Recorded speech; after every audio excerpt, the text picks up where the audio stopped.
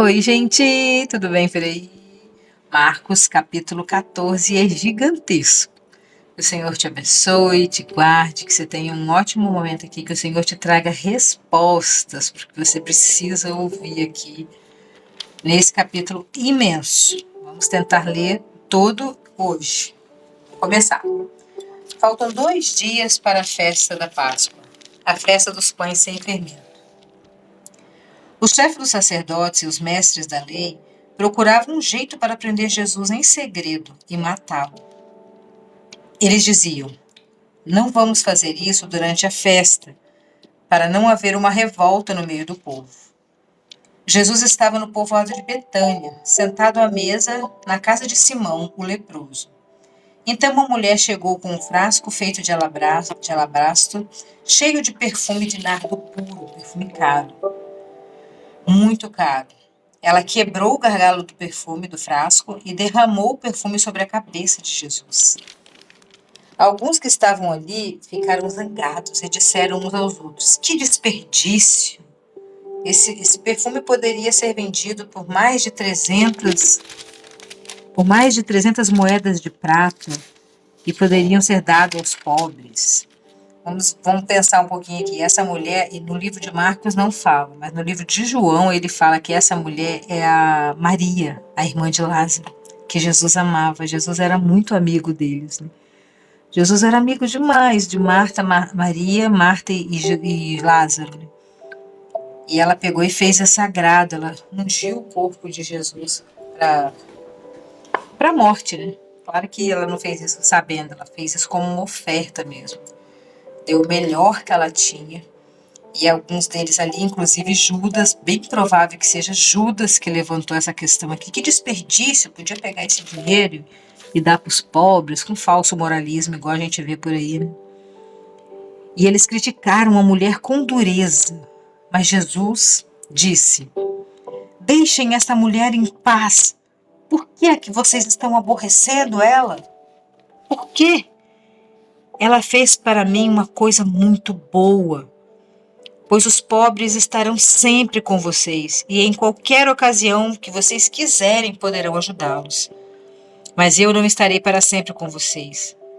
Ela fez tudo o que pôde, pois antes da minha morte ela veio perfumar o meu corpo para o sepultamento. Eu afirmo a vocês que isso é verdade. Em qualquer lugar do mundo onde o evangelho for anunciado, será contado o que ela fez e ela será lembrada. O que Jesus está falando aqui? Que os amigos dele ele defende, que os amigos dele, que as pessoas que têm o coração voltado para ele defende, deixa um legado. Deixa um legado aqui, ele falou para sempre. Onde for contar essa história, as pessoas vão lembrar da minha amiga Maria. Vão lembrar de você, que se for amiga de Jesus. Se você for amigo de Jesus, ele vai te defender. Ele vai te defender dos caluniadores, dos que não valorizam o seu trabalho, tudo que você faz por eles ou pela empresa, ou aonde você estiver sendo caluniada. Jesus te defende e deixa um legado no seu nome, se você for amiga dele. Judas Iscariote, que era um dos 12 discípulos, foi falar com o chefe dos sacerdotes para combinar como entregaria Jesus a eles. O que eu vejo nesse versículo? Que Judas estava com raiva, porque Jesus repreendeu ele ali na frente de todo mundo. Para de incomodar essa mulher, ela está fazendo uma coisa boa e defendeu a mulher, né? Defendeu ela com unhas e dentes ali. Pô, porque Judas, né, tinha um coração mesquinho, né? Acho que ele tinha inveja de Jesus, que a mulher colocou um negócio muito caro em Jesus, e ele com inveja, ficou com raiva. Ficou com raiva que Jesus repreendeu ele ali. Aí foi lá, vou entregar Jesus também. Vou chamar o chefe do sacerdócio e vou entregar.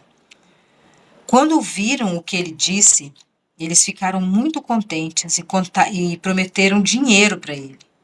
Então Judas começou a procurar uma oportunidade para entregar Jesus. Então Judas agiu pela raiva, ele agiu pelo ódio assim, de ter sido repreendido por Jesus. Ele foi lá entregar Jesus. Eu acho que isso é toque de Clayton. É minha interpretação. Eu acho que ele nem pensou em dinheiro na hora. Ele só queria fazer por raiva. Eu vou te entregar também.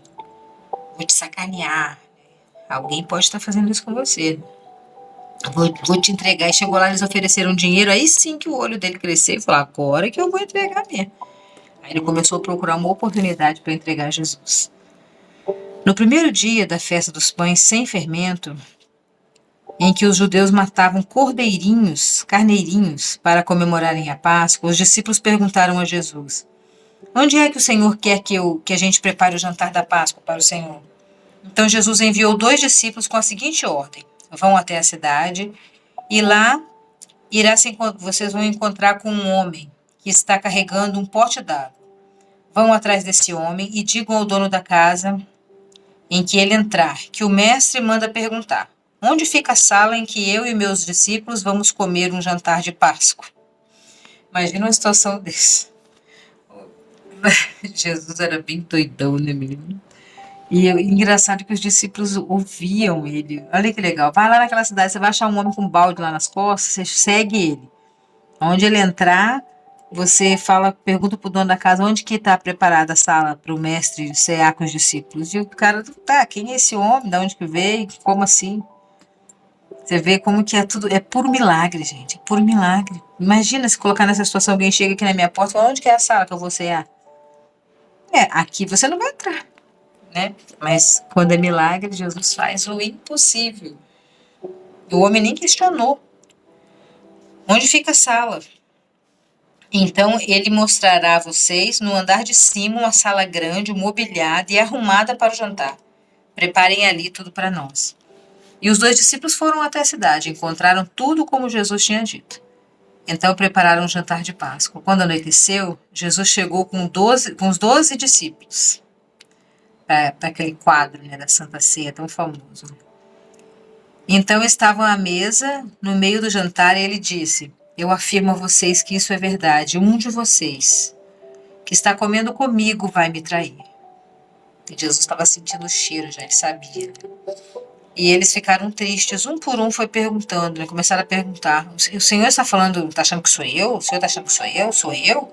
Não, o senhor está achando que sou eu. E começaram a discutir ali. E Jesus respondeu: é um de vocês. É o que está comendo no mesmo prato que eu. Pois o filho do homem. Desculpa, gente. Ganhei uma gripe de aniversário. Meu aniversário é domingo. É segunda-feira. Ai, ai. Olha lá. Um de vocês que está comendo comigo no mesmo prato. Pois o filho do homem vai morrer de maneira como dizem as escrituras sagradas. Mas ai daquele que está traindo o filho do homem. Seria melhor para ele nunca ter nascido. Judas estava ouvindo isso e estava ali soluçando. Ele poderia ter se arrependido ali, né, na hora. Mas o que a Bíblia diz? Que o adversário das nossas almas cegou o entendimento das pessoas. Ele estava provavelmente distraído ali no meio. Estava ali sendo um crente distraído. Nem estava vendo nada que estava acontecendo. Nem ouvindo o que o mestre estava falando. Enquanto estavam comendo, Jesus pegou o pão e deu graças a Deus. Depois partiu o pão e deu aos seus discípulos, dizendo: peguem, isso é o meu corpo.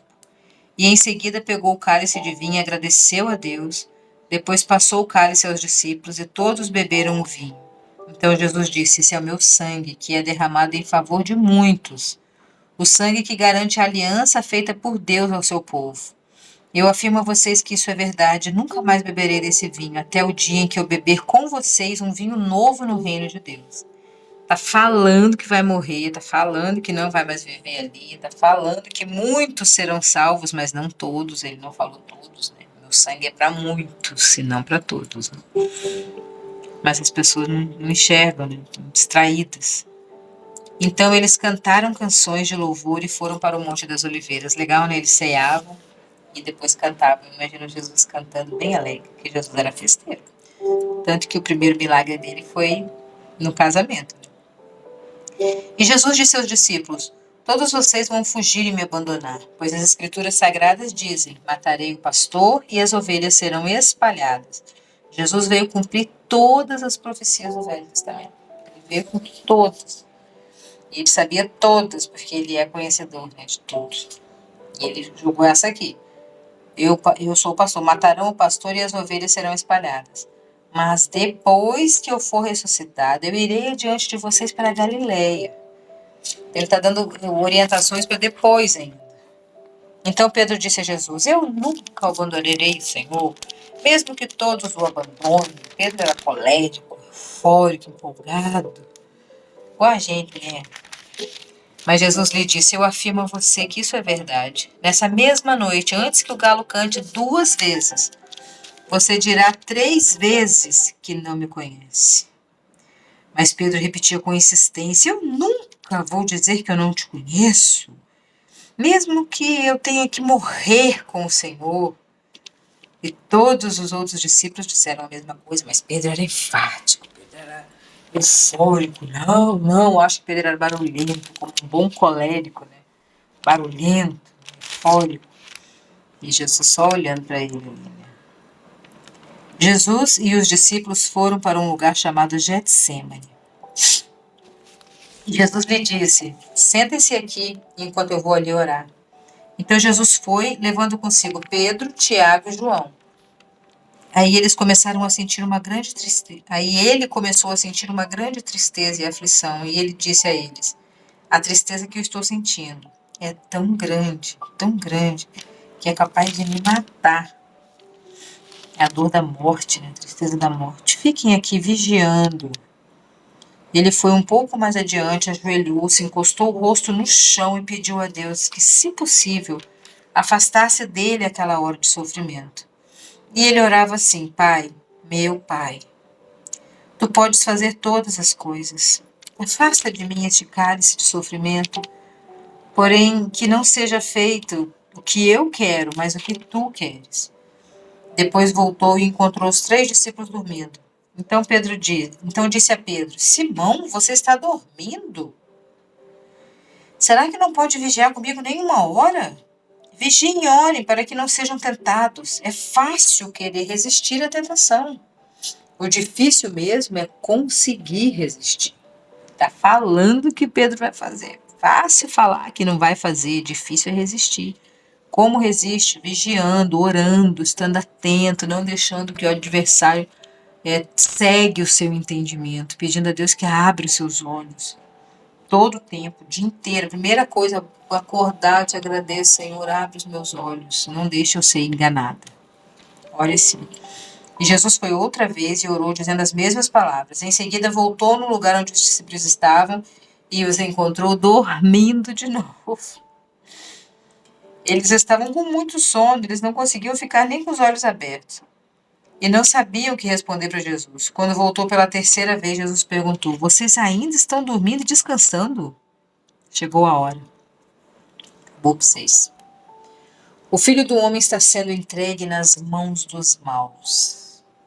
Levantem-se e vamos embora. Vejam, aí vem chegando o homem que está me traindo. Nesse tempo, Judas já vinha traindo. Jesus estava falando quando chegou Judas, um dos 12 discípulos, e vinha com ele uma multidão armada com espadas e porretes, que tinha sido mandada pelos chefes dos sacerdotes e pelos mestres da lei e pelos líderes dos judeus, a corja toda. O traidor tinha combinado com eles um sinal. Ele tinha dito: prendam e levem bem seguro o homem que eu beijar. Pois é ele. Cuidado com quem está beijando você. Pode estar fazendo macumba, maledicências, falando mal de você por trás, te sacaneando. Deus está falando com você: cuidado com quem está te beijando. Cuidado com aquele amiguinho muito fofinho, aquela pessoa muito querida. Cuidado.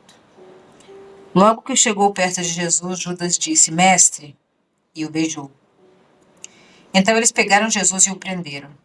Mas um dos que estavam ali tirou a espada, atacou o empregado do grande sacerdote e cortou uma orelha dele. Quem foi essa pessoa? Claro, Pedro. Né? Marcos não relata aqui, mas a gente sabe que foi Pedro. Que fez essa coisa colérica, só pode ter sido Pedro. Né? Ele arrancou a orelha do cara lá. Então Jesus disse para aquela gente: vocês vêm com espadas e porretes para me prenderem como se eu fosse um bandido? Eu estava com vocês todos esses dias ensinando no pátio do templo e vocês não me prenderam. Mas isso está acontecendo para se cumprir o que diz as Escrituras Sagradas. Então todos os discípulos abandonaram Jesus e fugiram. E um jovem enrolado num lençol seguia Jesus. Alguns tentaram prendê-lo, mas ele largou o lençol e fugiu nu. de pelado. Marcos relatou essa história aqui que nenhum outro tem. Só Marcos que viu essa cena. Em seguida, levaram Jesus até a casa do grande sacerdote, onde estavam reunidos os chefes dos sacerdotes, os líderes dos judeus e os mestres da lei. A corja todo, o conselho superior da galera, da igreja forte lá, da política, sei lá quem que você quer pensar aí. Mas gente poderosa, estava tudo reunido lá. Gente, tudo esquisito, estava todo mundo lá. E Pedro seguiu Jesus de longe e entrou no pátio do grande sacerdote. Ele sentou-se perto do fogo com os guardas para se esquentar. E o chefe dos sacerdotes. Os chefes dos sacerdotes e todo o conselho superior estavam procurando encontrar alguma acusação contra Jesus a fim de o condená-lo à morte, mas não conseguiam encontrar nada. Muitos diziam mentiras contra ele. Como as histórias não combinavam umas com as outras, não dava para fazer nada. Alguns se levantaram e acusaram Jesus com mentiras e lhes diziam: Nós ouvimos quando ele disse: Eu vou destruir este templo que foi construído por seres humanos em 3 dias e levantarei outro que não será construído por seres humanos. Ele estava falando do próprio corpo dele, né? Que ia destruir em 3 dias e ia ressuscitar, mas como o adversário cega o entendimento, eles não sabiam e achavam que estavam mentindo ainda, né? Estavam fermentando, né? Os mestres ali daquele momento. Mesmo assim, as suas histórias não combinavam umas com as outras. E o grande sacerdote se levantou no meio de todos e perguntou a Jesus: Você não vai se defender dessas acusações? Mas Jesus ficou calado e não respondeu nada. Então o grande sacerdote tornou a perguntar: Você é o Messias, o Filho de Deus bendito? E Jesus respondeu: Sou. E vocês verão o Filho do Homem sentado ao lado direito de Deus Pai Todo-Poderoso, descendo com as nuvens no céu. Aí o grande sacerdote rasgou suas próprias roupas e disse: Não precisamos mais de testemunhas. Vocês ouviram esta blasfêmia contra Deus, então o que resolvem? Todos estavam contra Jesus e o condenaram à morte. Então alguns começaram a cuspir nele, cobriam o rosto dele, davam bofetadas e perguntavam: Quem foi que bateu em você? Adivinhe. E também os guardas pegaram e deram bofetadas, fizeram todo tipo de chacota, de maldade, de bobeirada com Jesus ali. Quantas vezes a gente passa por isso na vida? Jesus passou por isso, então ele sente, ele sabe quando você está sendo injustiçado, quando você está sendo maltratado pelas pessoas, quando estão cuspindo na sua cara, às vezes não literalmente, mas cuspindo no prato que comeram e fazendo tanta coisa mal, tanta coisa ruim para você. Jesus sente, Jesus sabe o que você sente. E ele vai te defender se você for amiga dele como Maria. Da mesma forma que ele defendeu Maria diante de todos, principalmente de Judas, ele defende você também dessa chacota toda, porque ele sabe o que é sentir isso. Ele sentiu na própria carne dele. Pedro ainda estava lá embaixo do pátio quando apareceu uma das empregadas do grande sacerdote. Ela viu Pedro se esquentando perto do fogo, olhou bem para ele e disse: Você também estava com Jesus de Nazaré. Mas ele negou, dizendo: Eu não conheço, eu não sei do que você está falando. Aí saiu para o corredor. Naquele momento o galo cantou. Quando a empregada viu Pedro ali, começou a dizer aos que estavam perto: Este homem é um deles. Mas ele negou outra vez. Pouco depois, as pessoas que estavam ali disseram de novo a Pedro: Não há dúvidas de que você é um deles, pois você também é da Galileia. Aí Pedro disse: Eu juro que eu não conheço esse homem a quem vocês estão falando. Que Deus me castigue se eu não estou dizendo a verdade, colérico como sempre. Naquele mesmo instante, o galo cantou pela segunda vez, e Pedro se lembrou do que Jesus lhe tinha dito. Antes que o galo cante 2 vezes, você dirá 3 vezes que não me conhece. Então Pedro caiu em si. O entendimento dele voltou. E ele começou a chorar. Chorar amargamente. A diferença de Pedro e Judas. Judas fez tudo premeditado, começou com raiva. Eu, né, penso que ele estava com ódio, por isso que ele foi lá entregar. Chegou lá, recebeu o suborno, aí ficou mais empolgado ainda. E não se arrependeu em nenhum momento, beijou, se fez de amiguinho, né? Grudadinho, fofinho, beijou Jesus, e não se arrependeu em nenhum momento de tudo que ele estava fazendo. Fez por maldade, fez com o coração ruim. e teve, né, o que Jesus já tinha falado, né, ai daquele que entregar o Filho do Homem. E Pedro não, Pedro estava negando, mas ele tinha um coração voltado para Deus, ele estava com medo, né, estava com medo, ele negou Jesus de medo. Medo, covardia, você vê que ele era bem eufórico, colérico, mas ele era meio covarde também. Mas quando o galo cantou ali, ele lembrou de Jesus e ele chorou amargamente. Ele se arrependeu de tudo que ele tinha negado de Jesus e ele se voltou para o Senhor. Por isso que é diferente Pedro e Judas, né? Pedro se arrepende e volta o coração para Jesus. O outro não se arrepende, ele faz e continua pecando e não está nem aí. E assim terminamos esse capítulo gigantesco. Beijão para você e até amanhã.